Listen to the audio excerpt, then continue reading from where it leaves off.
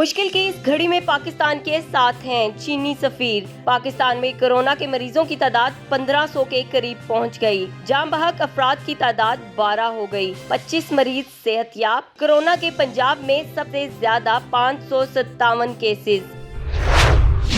वज़ीर आला सिंध की लॉकडाउन में मजीद सख्ती करने की हिदायत। सख्ती नहीं करेंगे तो लॉकडाउन का मकसद पूरा नहीं होगा। वज़ीर आला सिंध। खिलाफ वर्जी पर 1000 से ज्यादा गिरफ्तारियां की IG।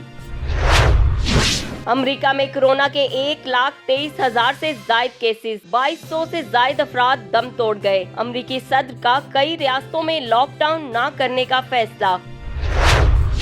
इटली में कोरोना से हलाकतें 10,000 से तजावुज कर गयीं। 24 घंटे में मजीद 889 अफराद हलाक। 92,000 से ज्यादा केसेस रिपोर्ट।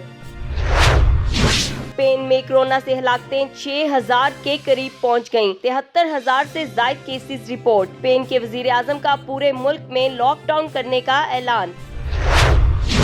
दुनिया भर में कोरोना केसेस की तादाद 6,64,000 के करीब पहुंच गई। 30,000 से ज्यादा अमवात। 1,42,000 से ज्यादा अफराद ने बीमारी को शिकस्त दे दी।